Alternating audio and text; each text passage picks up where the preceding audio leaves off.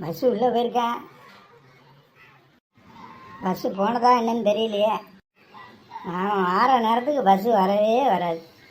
Bus வர நேரத்துக்கு நீங்கள் வரவே மாட்டீங்க, அதனால் பஸ்ஸு வர மாட்டேங்குது.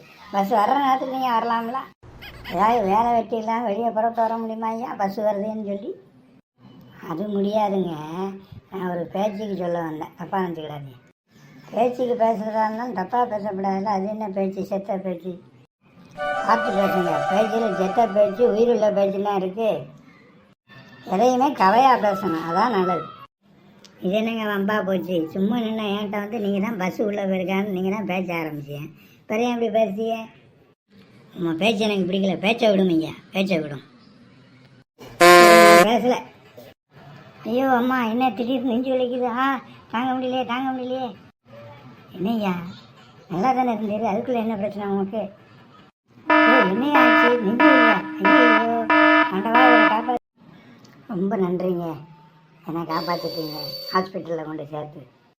மனுஷராக பிறந்தவங்க மனுஷருக்கு உதவணும். எந்த ஒரு கஷ்டமான சூழ்நிலை வந்தாலும் அதை தான் நான் பண்ணேன். பெருசாக ஒன்றும் பண்ணிடலையே.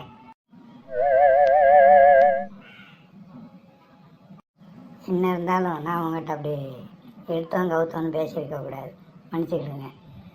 உங்களோட நல்ல மனசை புரிஞ்சிக்காமல் நான் அப்படி பேசிட்டேன், சாரி. அதெல்லாம் விடுங்க, அதெல்லாம் எதுக்கு தேவையில்லாமல் பேசிக்கிட்டு. இப்போ நீங்கள் நல்லா இருக்கீங்களா? நல்லா இருக்கீங்களா? ஒன்றும் பிரச்சனை இல்லை. உங்கள் வீட்டுக்கு தகவல் சொல்லியிருக்கேன், கொஞ்ச நேரத்தில் உங்கள் வீட்டம்மாலாம் வந்துடுவாங்க.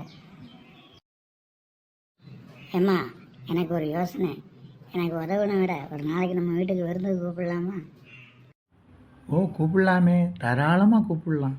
உங்களுக்கு எவ்வளோ பெரிய தாராள மனசு. அரிசி, மஞ்சள், புளி, மசால் ஜாமானை அவரே வாங்கிட்டு வர சொல்லுங்க, நான் ஆக்கி போடுவேன். என்னடி இது கூத்தா இருக்குது? மறுபடியும் எனக்கு ஹார்ட் அட்டாக் வந்துடும் போல இருக்கு. வாங்க, என்ன இந்த பக்கம்?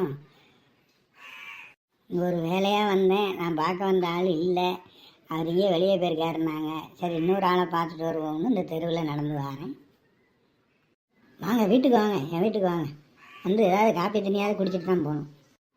உங்கள் அன்பு புரியுதுயா, உங்கள் அன்பு புரியுது. அதெல்லாம் இன்னொரு நாளைக்கு வச்சுக்கலாம். உங்கள் வீட்டில் ஏதாவது நல்லது நடந்தால் நமக்கு அழைப்பிதழ் கொடுங்க, வரேன் கண்டிப்பாக. நீங்கள் சொன்னதே போதும், உங்கள் மனசுக்கு நீங்கள் நல்லா இருப்பீங்க. இப்போ ஹெல்த்து நல்லா இருக்குல்ல, உடம்பு நல்லா பார்த்துக்கிடுங்க. பெரிய மனுஷன் தான். என்ன மாதிரி அலட்டிக்காமல் பேசிட்டு போகிறாரு பற்றியா? உண்மையில் இந்த மாதிரி ஆட்கள் இருக்க போய் தான் மழை பெய்யுது. சே.